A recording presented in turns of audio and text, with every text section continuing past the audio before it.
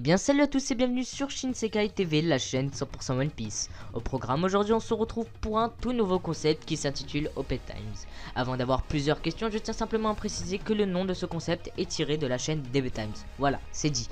Et maintenant je vais simplement vous expliquer le principe de ce concept. Son principe est tout simplement de vous apprendre tout ce qu'il faut savoir sur un point dans One Piece. Ça peut très bien être un arc, un personnage, un épisode, un chapitre bien spécifique. Ça peut vraiment être n'importe quoi dans le monde de One Piece. Bref, comme vous l'avez vu, ce premier épisode est centré sur le Haki. Et je vais essayer de vous donner le maximum d'informations qu'il faut savoir sur le Haki. Des informations que vous connaissez certainement déjà et peut-être d'autres moins. Et peut-être que pour certains ça vous remettra tout simplement les idées au clair. Bref, n'attendons pas plus longtemps et c'est parti.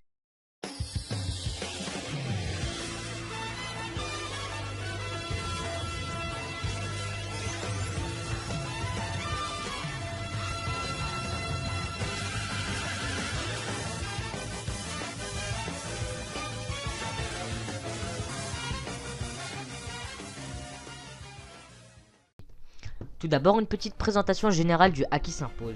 Le Haki, de son terme donc japonais, signifie littéralement ambition en français. Il permet à partir donc de l'esprit plusieurs choses, notamment de pouvoir anticiper les attaques, de protéger et renforcer son corps, ou encore il a également des propriétés d'intimidation. Il peut être développé par tous, d'ailleurs la majorité des personnages n'ont pas conscience de leur utilisation du Haki, notamment Kobe à Marineford. Lorsqu'il arrive à visualiser tous les soldats qui souffrent dans la baie de Marineford, c'était du Haki de l'observation.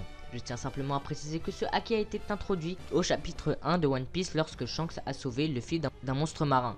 La petite parenthèse est que pour les Open Times, on va se baser sur le manga papier parce que je trouve ça plus intéressant de se baser sur l'œuvre originale de Eiichiro Oda et non pas sur l'anime qui parfois peut être légèrement modifié par les studios d'animation. Continuons sur notre lancée. Le Haki a eu plusieurs mentions durant la première partie de Grand Line, notamment avec Barbe Noire sur Jaya ou encore lors de l'altercation entre Shanks et Barbe Blanche.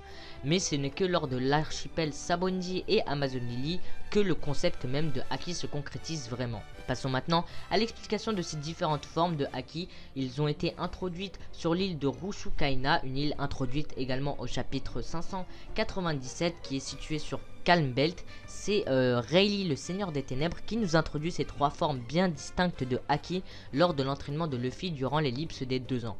Le premier de ces Haki est le Haki de l'observation ou Ken Bunshoku no Haki. Il y a également le Haki de l'armement ou Busoshoku no Haki. Et pour terminer, il y a le Haki des rois, Aoshoku no Haki. Ces trois formes de Haki peuvent avoir des noms différents qui varient selon les traductions. Le Haki de l'observation peut également se traduire par le Haki de la perception, le Haki de l'armement par le Haki du renforcement et le Haki des rois par le Haki des conquérants. Cela par le fait que les différentes propriétés de ces différents Haki ont lieu à des différentes traductions tout simplement. Maintenant on va essayer de passer au cas par cas et on va expliquer les différentes formes de Haki tout simplement. Tout d'abord il y a le Haki de l'observation, de la perception, appelez-le comme vous voulez. Il a été introduit au chapitre 216 de One Piece et c'est l'équivalent du mantra pour les habitants des îles célestes.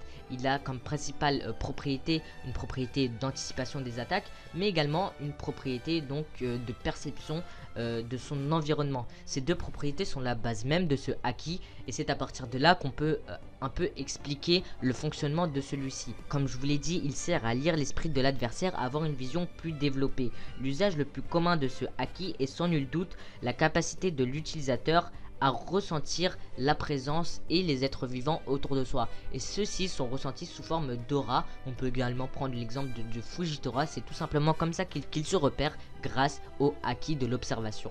Le Haki de l'observation permet également de ressentir les sentiments et les émotions des personnages. On l'a vu avec la reine Autonomie qui a ressenti la souffrance d'un homme poisson et sa haine envers les humains. Tous ces points permettent à un personnage d'anticiper donc les attaques car il arrive à lire l'esprit, à visualiser où est l'adversaire bien qu'il soit hors du champ de vision normal, et il permet également de lire ses émotions, sa rage et pouvoir par exemple déterminer comment le coup va arriver. Bref, passons maintenant au haki de l'armement. Le haki de l'armement pour sa part est beaucoup plus simpliste parce qu'il se base sur deux choses. La première chose est donc la protection, il permet de se protéger. Et la seconde est le renforcement, il permet donc, comme je vous l'ai dit, de se renforcer. Bien évidemment, ce haki ne s'arrête pas à là, mais ce sont donc la base de ce haki.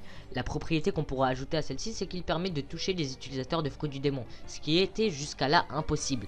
Et c'est là qu'on arrive à un équilibrage parce que même les personnes qui n'ont pas mangé de fruits du démon mais qui ont un haki très développé peuvent tout de même rivaliser avec des utilisateurs de fruits du démon. Il permet de renforcer notamment son corps mais également des armes. On a pu le voir avec Zoro, Smoker ou encore Vergo. Et grâce à ces armes on peut également contrer des utilisateurs de fruits du démon. La seule chose que je voudrais ajouter c'est que d'après Pika c'est l'utilisateur du haki le plus puissant qui gagnera un combat. Et c'est là qu'on se repose la question et qu'on arrive sur la traduction du haki qui se traduit par ambition parce que c'est grâce à l'ambition ou bien à la puissance qu'un personnage gagnera un combat. C'est une question que je vous pose, n'hésitez pas à y répondre en commentaire.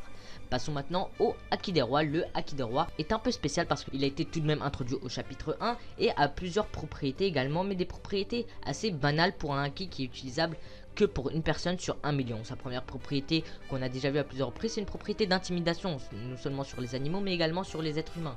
Et une propriété de pouvoir faire perdre connaissance à des adversaires et plus particulièrement des soldats assez faibles.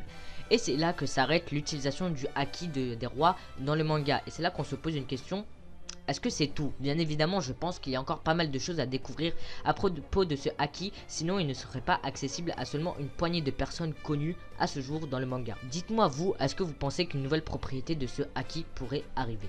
Passons maintenant à une petite rubrique qui va confronter après l'anime et le manga, donc tout simplement juste pour voir les différences et les différences stylistiques etc qui peuvent parfois nuire un petit peu au scénario.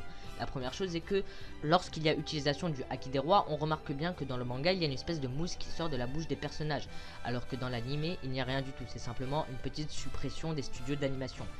Par contre ici lorsqu'il y a Sentomaru qui combat Luffy, eh bien on voit bien une onde de choc dans le manga alors qu'on voit pas grand chose dans l'anime, et c'est pour ça que on voit bien que dans le manga le haki a été prémédité, il a été introduit petit à petit, alors que dans l'anime il arrive un petit peu brusquement, d'où un power-up et un changement clair du manga. Il y a également cette altercation entre Luffy et Don Chinjao, on voit une onde de choc très puissante dans le manga alors que dans l'anime on voit des espèces d'éclairs et une fissure dans l'air.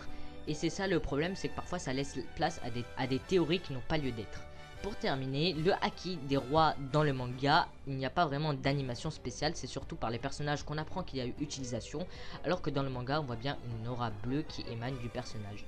Pour conclure ce OP Times, on va parler un petit peu de quelques futilités, notamment le fait qu'un utilisateur du haki peut toucher un utilisateur du fruit du démon comme je vous l'ai dit précédemment, mais il n'annule pas les pouvoirs de celui-ci. Voilà, c'est simplement une petite précision que je n'ai pas dit auparavant. Ensuite, on peut noter le fait que seuls Rayleigh et Luffy ont utilisé les 3 haki dans le manga. Je sais que plusieurs personnages susceptibles de pouvoir utiliser les 3 haki, mais seulement ces deux-là l'ont fait. Ensuite, je vous disais que le terme de haki voulait dire ambition en français, mais c'est également le nom d'un roi des mers scandinaves issu de la mythologie nordique. Pour conclure, on apprend que les animaux sont également susceptibles d'utiliser le haki, même si pour l'instant on n'en a vu que dans les hors-séries. Ce serait quand même assez sympa de voir des animaux dans l'œuvre originale utiliser le haki. Sur ce, la vidéo est maintenant terminée, mais avant de conclure, je tiens simplement à remercier le One Piece Wikia parce que sans qui je n'aurais pas pu faire cette vidéo. C'est vraiment sur le One Piece Wikia que j'ai puisé pratiquement toutes mes sources et je les ai contactés pour voir leur opinion là-dessus. Et ils m'ont dit que c'était ok tant que je les citais. Donc. Et le vrai but de ce concept est de donner vie et de faire en vidéo les articles du Wikia One Piece parce que parfois ils sont malheureusement non lus alors qu'il y a pas mal d'informations et pas mal de travail derrière. Bref, sur ce, la vidéo est maintenant terminée, j'espère qu'elle vous aura plu. Si c'est le cas, n'hésitez pas à liker la vidéo, ça me ferait super plaisir. Et bien évidemment, n'hésitez pas à vous abonner pour ne louper aucune des prochaines vidéos. Et si vous avez plus de questions, retrouvez-moi sur les réseaux sociaux. Et moi je vous dis One Piece.